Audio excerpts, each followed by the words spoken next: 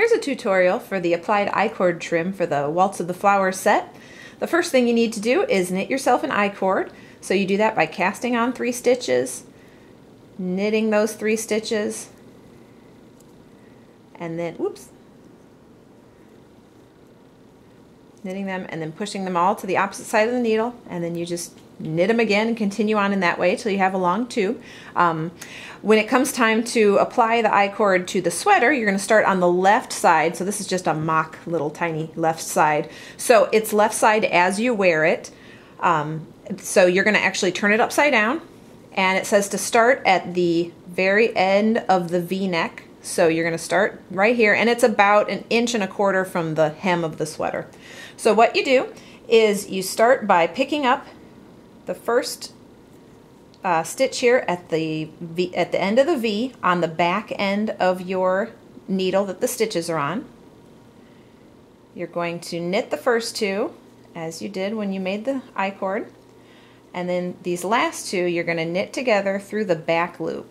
And if you do it as a knit 2 together, it's going to change the look of your I-cord. So make sure it's through the back loop. And then you just continue on in that way. With this needle, it has the 3 stitches. You're going to pick up another stitch on the edge of the sweater. You're going to knit 2 together. Or I'm sorry, you're going to knit 2 separately and then knit the last 2 together through the back loop. And that's all you have to do. I'm going to just do a couple more here so that you can start to see what it's going to look like on the edge of the sweater. I'm knitting the first 2 stitches and then knitting these 2 through the back loop.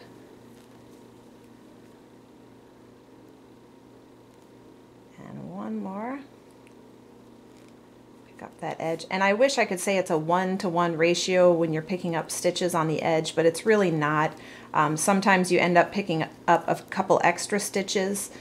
You just have to watch to make sure that the fabric is not gathering and kind of pulling too tight, and you also have to make sure you're not picking up so many stitches that you end up with kind of a ruffly effect because there's too much I-cord. So it really, sometimes you end up pulling out your first attempt because it just takes a couple tries to really get a feel for how many stitches you want to pick up. Okay, so we've put on enough there that you can start to see that once the I-cord is applied to the sweater, it just looks like you continue knitting, and that will be the tie. The long I-cord is the tie that goes through the hole on the opposite side to tie the sweater. So you're going to go down, you're going to go across the sweater and back up on the right side, and then you'll do a second I-cord on the V-neck. So that is how you do an applied I-cord trim.